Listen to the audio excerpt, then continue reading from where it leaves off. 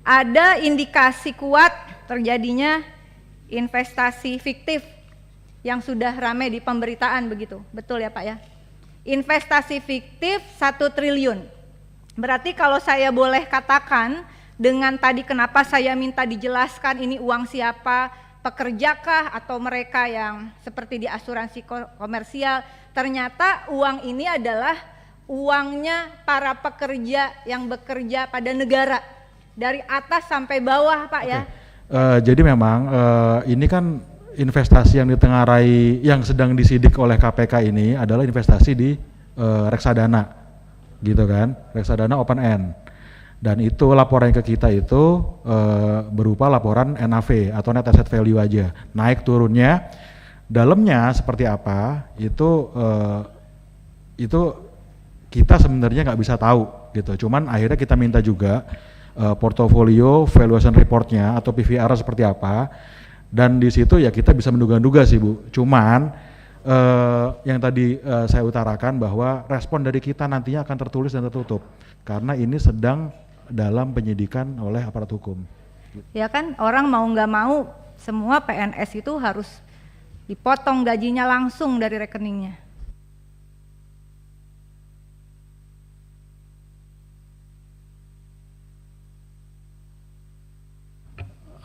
Untuk detailnya Bu Rike mohon izin nanti mungkin bisa dijawab oleh Pak Direktur Operasional.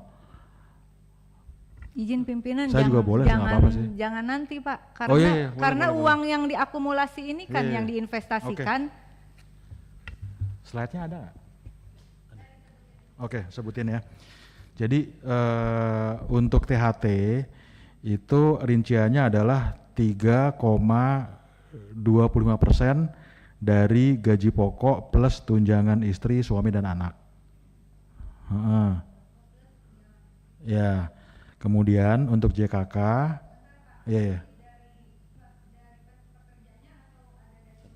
itu dari pekerja.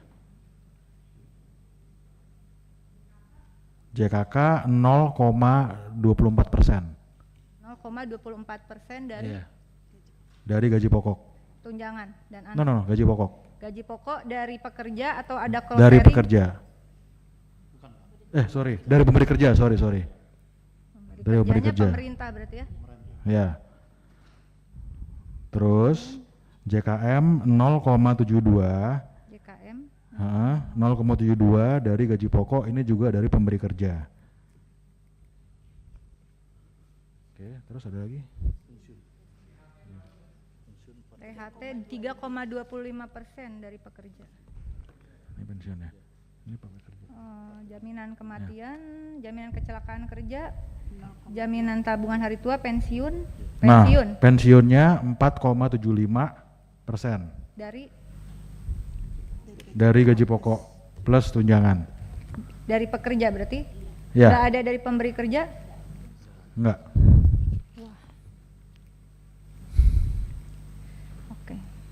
Terima kasih pimpinan, saya lanjutkan.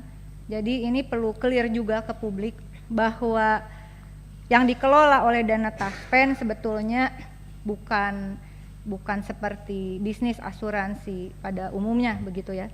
Tapi ini adalah uang dana amanah kalau kita sebut di dalam skema jaminan sosial, dana amanah cost sharing antara pekerja dan pemberi kerja begitu. Dan yang ditanggung oleh pemberi kerjanya yaitu pemerintah tadi 0,24% untuk JKK dan 0,72% untuk jaminan kematian. 4 tambah 2 6, 2 tambah 7 9, berarti 0,96% saja yang dari pemberi kerja. Betul kan Pak? Sisanya 3,25% plus 4,75%, 25 tambah 10, 8%. 8% itu adalah dari gaji pekerja, baik itu PNS begitu, lalu apalagi Bapak? Pejabat negara, anggota DPR dan DPRD ya. Jadi ini adalah uang potongan gaji mereka yang bekerja pada negara. Uang ini lalu diinvestasikan. Nah, koreksi kalau saya salah, saya ingin menanyakan visi dan misi dari Taspen ini apakah masih sama atau sudah berubah. Visi, menjadi perusahaan asuransi sosial dan dana pensiun yang unggul, terpercaya dan berkelanjutan demi mewujudkan kesejahteraan peserta untuk meningkatkan nilai ekonomi dan sosial Indonesia. Masih? Alhamdulillah masih.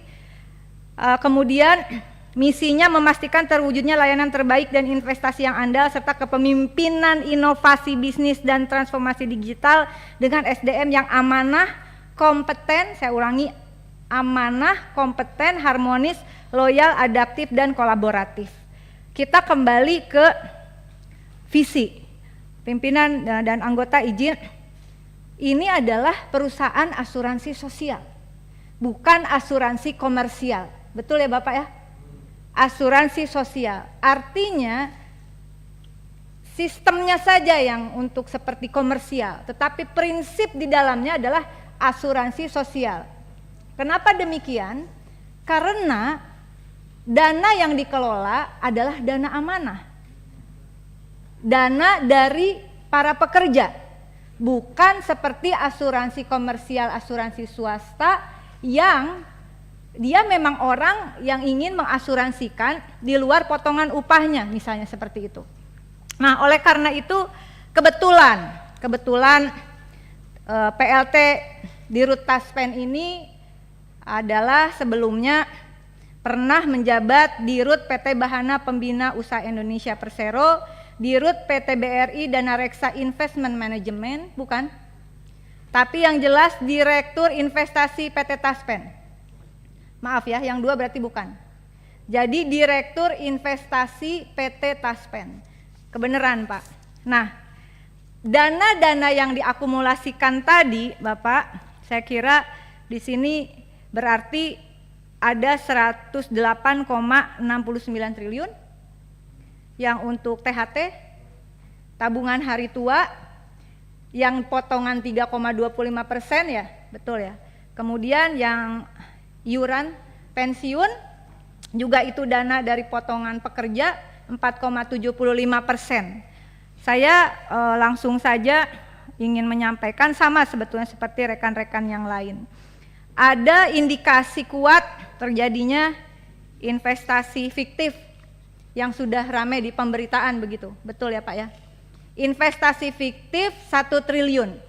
Berarti kalau saya boleh katakan dengan tadi kenapa saya minta dijelaskan ini uang siapa, pekerjakah atau mereka yang seperti di asuransi komersial, ternyata uang ini adalah uangnya para pekerja yang bekerja pada negara dari atas sampai bawah Pak ya. Jadi jangan dibayangin hanya pejabat negara di level atas. Totalnya berapa sekarang? 3, berapa juta Pak? Total 7,6 juta 11.277 dari atas sampai bawah. Potongan gaji orang yang bekerja, saya ulangi lagi Pak ya. Potongan gaji orang yang bekerja sampai level bawah. Jangan ngebayangin yang jabatan-jabatannya menengah ke atas yang gajinya gede. Bayangkan Bapak supaya punya imajinasi yang sama nih. Karena saya yang ngotot minta penjadwalan Taspen.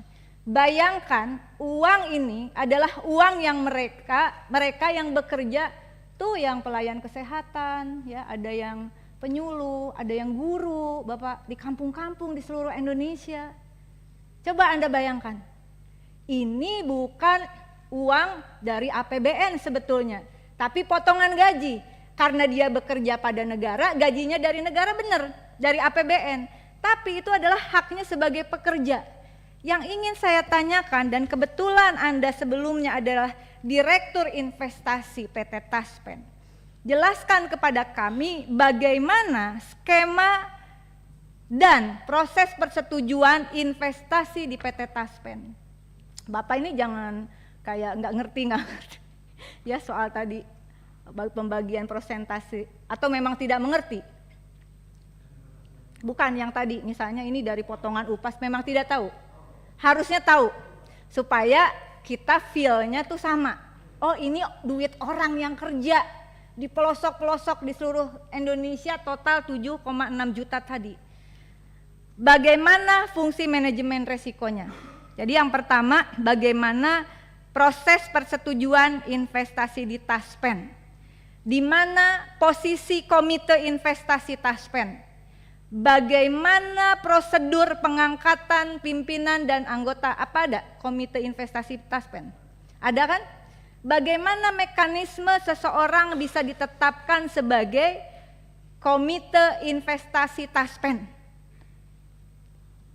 Lalu bagaimana skemanya, dan Anda juga sekarang masih merangkap sebagai direktur investasi Taspen. Keputusan itu kan pasti tahu dong. Kalau nggak tahu berarti saya jadi bertanya, kenapa bisa ada di sini? Tahu kan? Bagaimana prosedur mekanisme SOP investasi itu? Lalu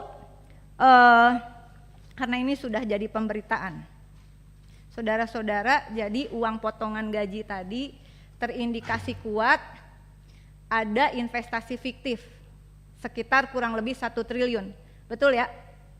Meskipun sekretaris perusahaan pada 3 September 2023 corporate secretary Mardiani Pasaribu masih sudah enggak, udah pensiun. Dia mengatakan tidak ada apa-apa. Tapi kemudian ada indikasi investasi fiktif 1 triliun. Nah, kan orang investasi nih direkturnya. Apa sih yang dimaksud investasi fiktif? Tolong dong jelasin Pak, paling tidak kepada kami di sini begitu. Nah, dari penelusuran berita yang sudah dilansir oleh media-media yang kredibel, saya kira rekanan Taspen dalam investasi fiktif ini adalah PT Insight Investment Management. Bagaimana prosedur Anda bisa memutuskan menyetujui sebagai direktur investasi? Apakah tidak melalui persetujuan direktur investasi atau tanpa sepengetahuan direktur investasi ke PT Insight Investment Management, dan PT Insight Investment Management ini kemana investasinya? Tadi kan Pak Hendrik sudah menyinggung tuh, ada investasinya, ini juga nanti mohon tertulis Bapak ya, mohon tertulis. Investasinya ini SBN, reksadana, obligasi korporasinya ini apa? Apa obligasi korporasi ya Pak Hendrik ya? Pak Hendrik, jangan seperti makro begini dong, kita juga harus tahu depositonya di mana, sahamnya dan seterusnya dan sebagainya. Nah, apakah PT Insight Investment Management termasuk di dalam struktur investasi yang Bapak jelaskan tadi? Tapi kemana jelasnya begitu? Nah, bagaimana yang terakhir adalah bagaimana dengan mitigasi Taspen agar tidak terjadi hal serupa ke depan. Kebetulan Anda merangkap jabatan PLT Dirut dan masih menjabat sebagai direktur investasi. Persoalan asuransi sosial, investasinya juga sesuai dengan tadi misinya, kepemimpinan yang amanah, itu yang paling penting menurut saya. Kita memperjuangkan agar ini dana amanah Pak, kalau kami dalam jaminan sosial, karena ini dalam asuransi sosial bukan komersial, sebenarnya ini dana amanah. Bagaimana mekanisme keputusan investasi itu? Yang terakhir, hasil pemupukan atau investasi itu diberikan kepada siapa? Apakah diberikan nanti dalam perhitungan THT masuk, termasuk pensiun? Apakah kami semua termasuk yang ada di ruangan ini, termasuk teman-teman sekretariat yang PNS yang dipotong tadi total 8% itu yang saudara putuskan investasi, apakah ada akumulasi nanti ketika kami pensiun?